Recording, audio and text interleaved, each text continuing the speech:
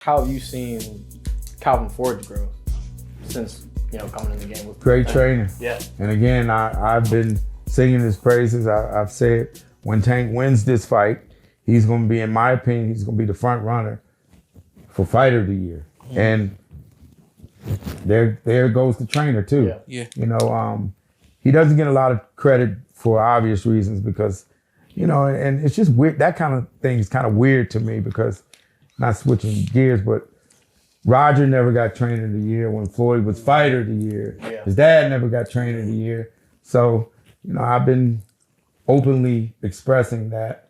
And I think it's time that Calvin gets his just due. Yeah. How you feel about no disrespect, Devin Haney's dad? He feels like we got all the belts, all the attention he getting, we should be getting. How do you feel about belts in boxing right now, man? In some instances, it matters.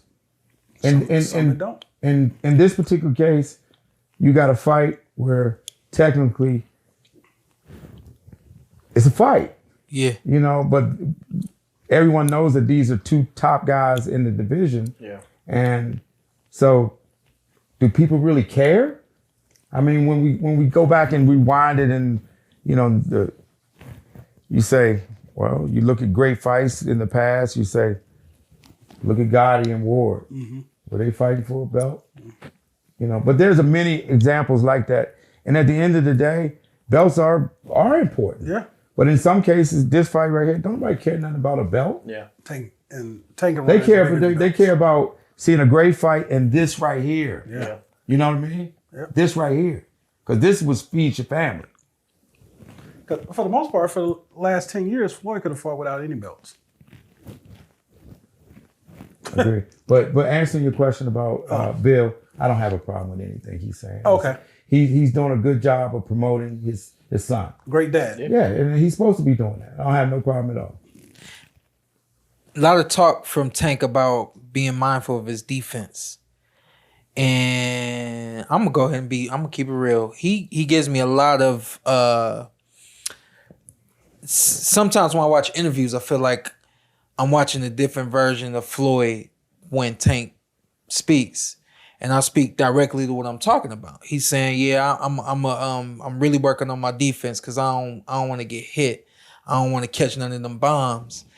And I personally think that that's just his way of selling tickets. I don't think he's concerned with the defense. I don't think he's concerned that that Ryan's gonna really put something on him. I think that he's gonna move accordingly the way he always does. He's always been mindful of his defense. He's always controlled that range and that distance. But what do you think about some of the things he says in his interviews? Well, I think he's very conscious about, he understands that this is about hitting and not getting hit. Yeah. And you can't, but one thing he does have, he has a good chin.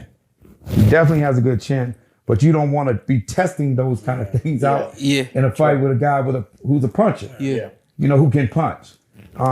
So he, quite naturally, he wants always his defense to be, tip top. So that's one of the things that they work on in camp, along with other things. But that's not a focal point, because again, he has great IQ. Yeah. You know what I mean? And in a 12-round fight, you're gonna get hit. Yeah. It's the boxing business. How does... Would you hold your thought, please? Yeah. Would you... I forgot shit. Hopefully you don't mind breaking down the rehydration clause and why that's purposeful in this fight. Very simple. He tell them, don't tell. I get it. It just comes down to made the offer to them. These were what the terms were. They countered with the number 40. Said not doing that. Mm-hmm. Said 35 is where Tank's fights at. Okay, 36, let's go. Yeah. Simple as that. Yeah. There's no need for Tank. Tank is the A side. Why would he fight at a weight class that he's not currently fighting in? Yes, he fought Barrios at 40, just testing the waters. You gotta remember, he jumped up 2 weight classes 30, to do that. Okay, and sometimes you test the waters, and it's like, let me go back down and where I'm a little more comfortable at, and there's nothing wrong with that. Yeah. He could do whatever he wants to do though. Yeah. So that's really what it came down to. And it's no different from the IBF situation, having the next morning weigh in. Yeah. And as we found out, you listen to Ryan's dad, that's not a problem. No. Because Ryan done come in heavier than 46, 47 anyway when he was fighting at 35. So that's just, Ryan kind of started that dialogue and it was good promotion. Yeah. But realistically, it's just a talking point. That's all. Yeah.